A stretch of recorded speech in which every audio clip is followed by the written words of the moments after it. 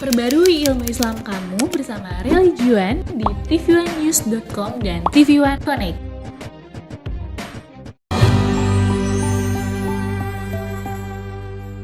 Bismillahirrahmanirrahim. Assalamualaikum warahmatullahi wabarakatuh.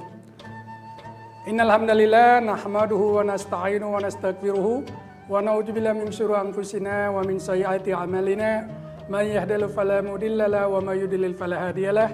Asyhadu an la ilaha illallah wahdahu la syarikalah wa asyhadu anna Muhammadan abduhu wa rasuluh la nabiyya ba'dah.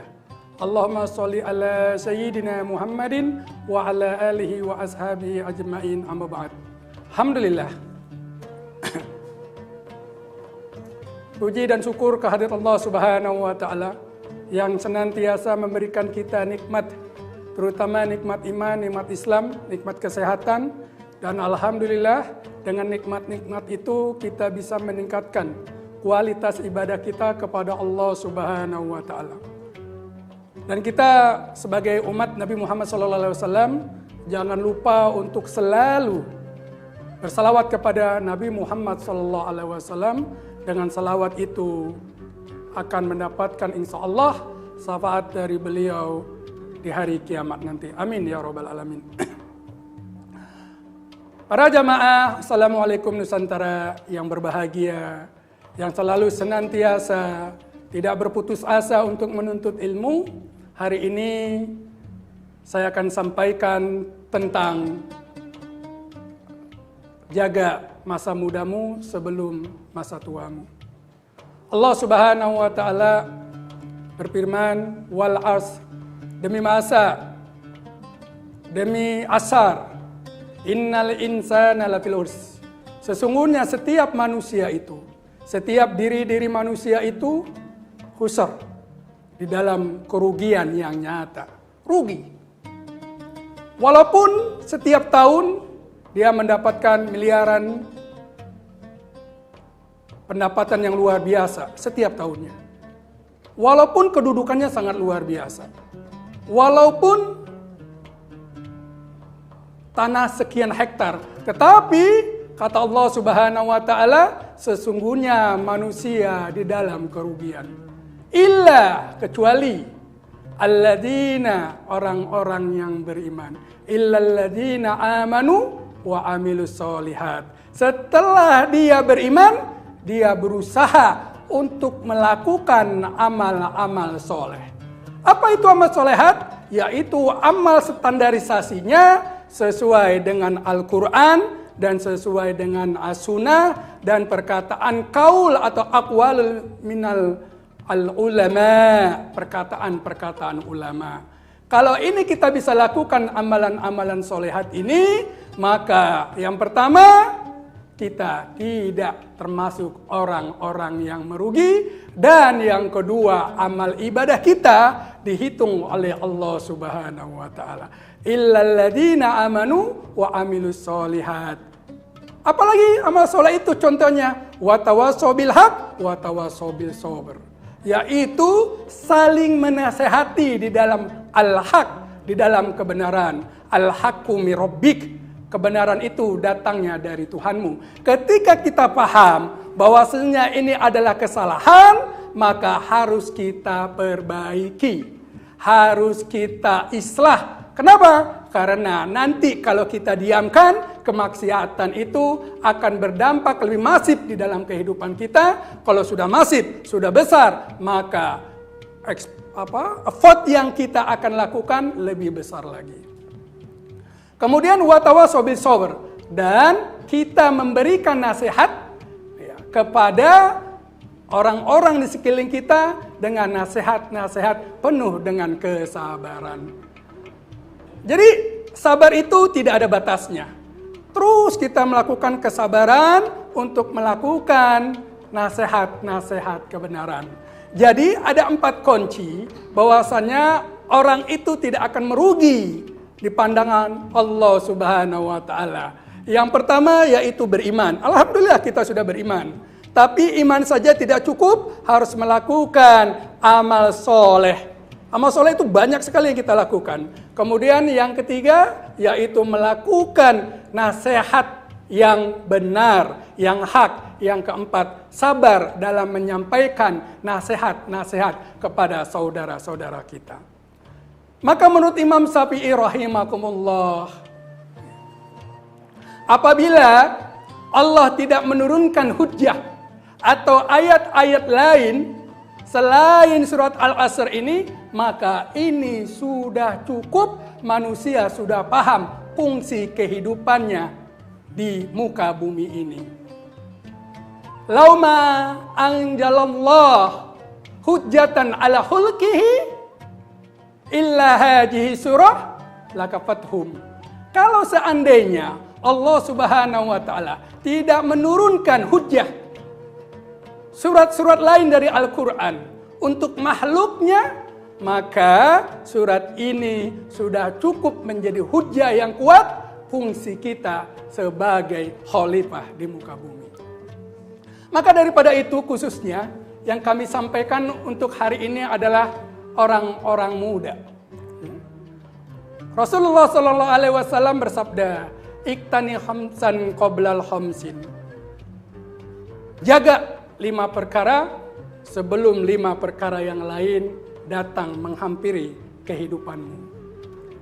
Yang pertama yaitu sababaka qabla haramika. Yang kedua, wasiataka qabla saqamika. Yang ketiga, waginaka qabla fakrika. Yang keempat yaitu wafarokika qabla suklika. Yang kelima yaitu wahayataka qabla mautika. Hari ini kita akan bahas yaitu hadis pertama, sababaka qabla haramika. Masa mudamu sebelum masa tuamu yang kamu akan alami. Ma'asyiral muslimin, para jamaah, assalamualaikum Nusantara. Setiap kita secara sunatullah akan mengalami fase-fase kehidupan, fase anak-anak, fase bayi, fase anak-anak, fase remaja, fase dewasa, orang tua, kemudian kita menjadi sangat tua. Ini fase yang akan kita alami dan ini adalah sunatullah yang tidak satu orang pun dapat mencegah sunatullah ini. Kemudian masa muda kita ini harus kita jaga. Alhamdulillah kita masa muda, masa yang kuat. Tetapi lebih baik kekuatan kita ini kita laksanakan ibadah kepada Allah Subhanahu wa taala. Dan kita jangan mengandalkan kedua orang tua kita sebagai orang muda. Ada mahfuzat mengatakan, peribahasa bahasa Arab, laisa fata, bukan seorang pemuda, mayaqulu kana abi. Ini loh bapakku, ini loh orang tuaku. Bukan, itu bukan Islam, ajarannya bukan. Bukan seperti orang itu masa muda kita. Bukan itu yang kita akui. Tetapi walakin al-fata, tetapi orang muda itu mayaqulu, dia mengatakan ha anada, inilah saya, dan ini kita tunjukkan masa muda kita. Kita tidak mendompleng nama besar siapapun, ayah kita, orang tua kita tidak, tetapi kita tunjukkan wibawa kita sebagai orang muda. Kenapa? Karena orang muda luar biasa. Al-Fatih, masa mudanya. Kita tahu bagaimana sejarahnya. Bukhari, nama aslinya adalah Muhammad bin Ismail. Masa mudanya luar biasa. Waktu Bukhari, Muhammad ini kecil dalam keadaan buta, tetapi orang tuanya, ibunya selalu sholat tahajud dan tidak lupa setelah sholat tahajud membaca Quran, berharap mata dari anaknya Bukhari ini, Muhammad ini, dikembalikan penglihatannya. Datanglah suatu malam, mimpi ibunya didatangi oleh Nabi Ibrahim, wahai ibu, anakmu Allah kembalikan penglihatannya. Kemudian dengan kekuatan, nikmat yang Allah berikan kepada Bukhari, Muhammad ini, karena beliau tinggal di Bukhara, kemudian disebut nama Bukhari, maka untuk mengkhususkan namanya Al-Bukhari. Nama aslinya adalah Muhammad, Abu Muhammad, ya, bin Ismail. Masa mudanya luar biasa beliau ini. Beliau habiskan untuk menuntut ilmu. Karena ilmulah yang bisa membahagiakan siapa saja, diri kita dan orang lain. Dia tidak pernah mencatat ketika kuliah. Tetapi luar biasa Allah memberikan kekuatan yang luar biasa. Kenapa? Karena kedua orang tuanya berhati-hati sekali memberi makan kepada Al-Bukhari ini. Kemudian dia manfaatkan untuk menuntut ilmu.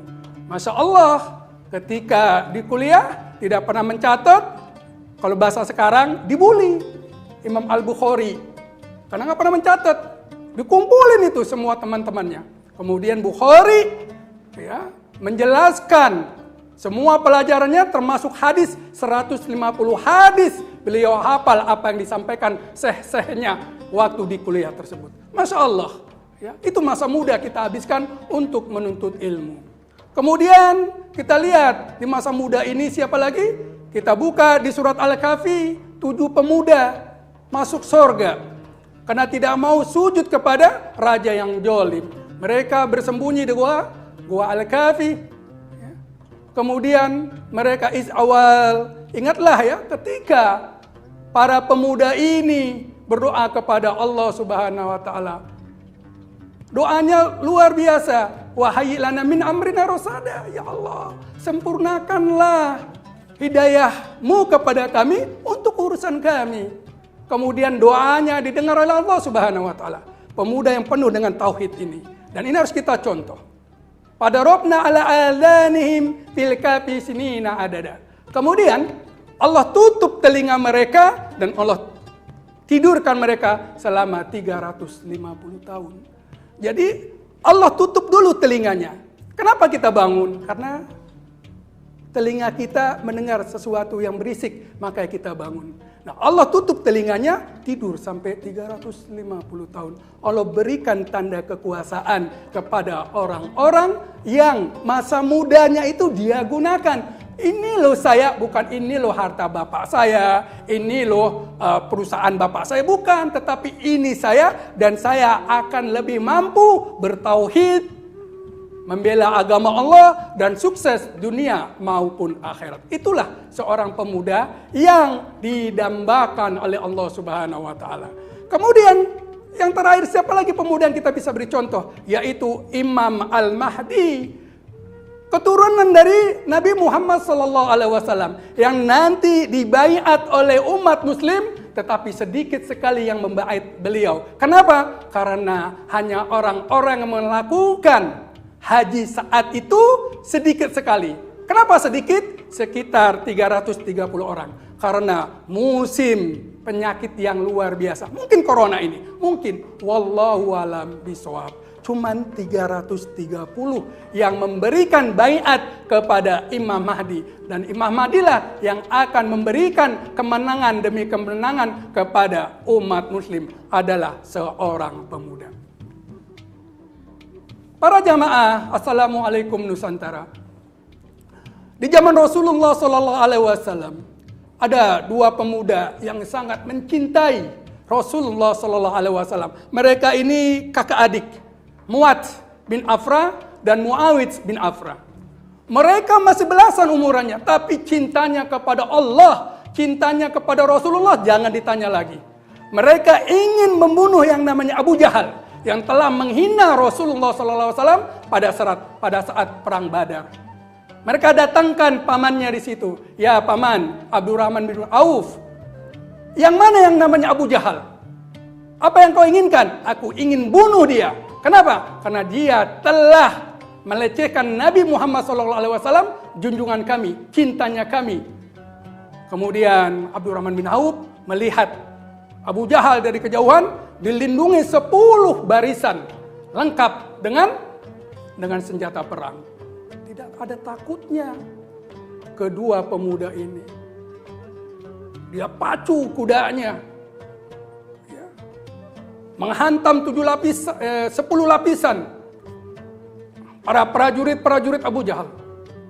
Kemudian Mu'adz bisa menjatuhkan Abu Jahal di penggal kaki kudanya Abu Jahal, dan Abu Jahal terjatuh.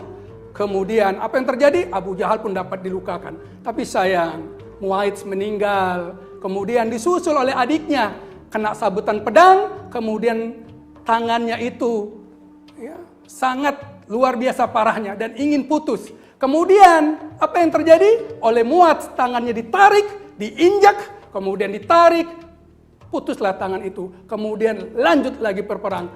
Jihadu fi sabilillah. 2 pemuda. Dan ini sangat luar biasa. Bagaimana pemuda-pemuda kita masa sekarang ini? Kalau kita sholat subuh, yang ada umurnya 50, 60. Mana pemuda kita? Pemuda kita itu saat sekarang ini generasi tunduk, generasi HP, generasi handphone, generasi iPad. Subuhnya lewat, bagaimana bisa membangun generasi-generasi selanjutnya untuk Islam ini? Maka daripada itu, wahai pemuda, dengarkan baik-baik. Bahwasanya amanah Islam ada di pundak-pundak kalian sekalian. Belajarlah tentang Islam dengan baik dan benar. Bukalah sejarah-sejarah para pemuda yang bagaimana mereka bisa menghasilkan tauhid yang sangat luar biasa. Maka daripada itu, marilah kita sadari, wahai para orang tua, untuk bisa mencetak pemuda-pemuda yang sangat luar biasa di dalam kehidupan kita ini. Kenapa? Karena para orang tua adalah tanggung jawab untuk kita semua. Kulukum ra'in wa kulukum mas'ulun an ra'iyatihi. Maka daripada itu, masa muda kita ini masa yang sangat rentan untuk mencari jati diri, untuk mencari siapa dirinya. Maka daripada itu, jangan kita habiskan masa muda kita ini. Kenapa? Karena masa muda kita ini akan ditanya oleh Allah Subhanahu wa Ta'ala. Salah satunya adalah tentang umur kita, di mana kita akan habiskan. Tidak akan pernah tergeser kedua kaki kita ini nanti di hadapan Allah Subhanahu wa Ta'ala sampai ditanya 4 hal. Yang pertama yaitu an umrihi fima afnah. Tentang umurmu, kamu habiskan kemana? Marilah kita habiskan masa muda kita ini untuk selalu menuntut ilmu Allah Subhanahu wa Ta'ala. Karena masa mudamu adalah masa golden moment yang harus kita perjuangkan. Kita harus tuntut ilmu agama Allah Subhanahu wa Ta'ala. Apapun status sosialmu, cintalah kepada Allah Subhanahu wa Ta'ala. Kita lihat saudara-saudara kita di Palestina sangat luar biasa berjuang mempertahankan tanah-tanah mereka, dan perjuangannya adalah fisabilillah. Mereka ditanya, anak-anak kecil ditanya umur 10 tahun, 9 tahun sampai hatta 7 tahun, takut kepada Zionis Israel? Mereka bilang tidak, kami tidak takut. Yang kami takutkan hanya Allah Subhanahu wa Ta'ala. Ini yang harus kita bangun giroh kepada anak-anak muda kita. Ya. Jangan pergaulan bebas semata, mencari duniawi saja, habis waktunya yang tidak berguna. Mau jadi apa masa muda kita ini? Padahal generasi demi generasi harus menuntut ilmu agama, dan itulah cerminannya. Kita tahu bagaimana masa muda Rasulullah SAW. Beliau menjadi nabi umur 25 tahun, menjadi nabi menjadi 40 tahun. 25 tahun beliau luar biasa masa mudanya. Beliau pupuk ketahuitannya kepada Allah Subhanahu wa Ta'ala. Umur 40 tahun matang menjadi nabi, penutup khatamun nabi wa imamur rasul. Masa muda ini Islam telah menjelaskan, memberikan contoh yang sangat luar biasa. Jangan kau habiskan masa muda kita ini dengan kehidupan malam. Misalnya dugem. Apa tuh Pak? Dugem Pak. Duduk gemeter. Sakau. Apa tuh sakau? Sakit karena engkau. Masya Allah. Ya, masa mudanya habis, nggak mau nuntut ilmu. Ya, Saya tanya, untuk sholat 5 waktu, jarang sekali anak muda bisa melaksanakan sholat 5 waktu. Apalagi di masjid. Masya Allah. La haula wa la quwata illa billah. Kemarin kita habis sholat tarawih, kita lihat. Yang sop ke depan, 10 akhir bulan Ramadan, nggak ada lagi anak muda. La haula wa la quwata illa billah. Padahal ya, orang Yahudi menyambut kedatangan Dajjal, Al-Masih. Dajjal itu para pemuda. 70.000 pasukan sudah menunggu Dajjal di Iran sana. Dan menghancurkan ya, sedikit demi sedikit tanah-tanah di sekeliling Masjid Al-Aqsa adalah pemuda-pemuda Israel Zionis. Mereka mempunyai keyakinan yang sangat luar biasa. Kita masa muda kita ini ya, harus kita habiskan untuk menuntut ilmu Allah Subhanahu wa Ta'ala. Kenapa? Karena siapa saja di antara kita menuntut ilmu, man salaka tariqan yaltamisu fihi ilman salallahu lahu bihi tariqan ilal jannah. Siapa saja di antara kalian keluar menuntut ilmu, karena lillahi ta'ala memperbaiki diri. Untuk memperbaiki diri kita dengan ilmu itu ya, keluar nuntut ilmu, duduk di majelis taklim ya, meninggalkan kehidupan-kehidupan duniawi untuk memperbaiki diri ya, kehidupan dunia akhirat, maka Allah katakan, Allah mudahkan bagi dia, yaitu menuju surga Allah Subhanahu wa Ta'ala. Masa muda ini, mari kita gunakan semangat untuk menuntut ilmu. Anak-anak muda lihat, badannya besar-besar, badannya sterek-sterek, badannya kuat-kuat. Sholat 5 waktu di masjid, sulit. Bukan badan yang kuat yang menentukan seseorang bisa pergi ke masjid, bisa takarub ilallah di masjid, bisa menuntut ilmu di masjid. Bukan badan yang kuat, tetapi iman yang kuat.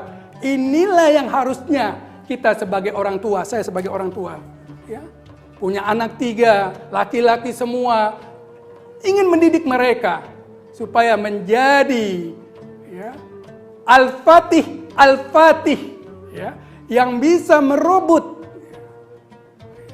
kejayaan Islam. Dan memang Islam akan menjadi jaya, tetapi kita harus sebagai pemuda terlibat di dalam perjuangan Islam nantinya. Sehingga apa? Sehingga kita dihitung oleh Allah Subhanahu wa Ta'ala sebagai pemuda-pemuda yang cinta kepada Allah.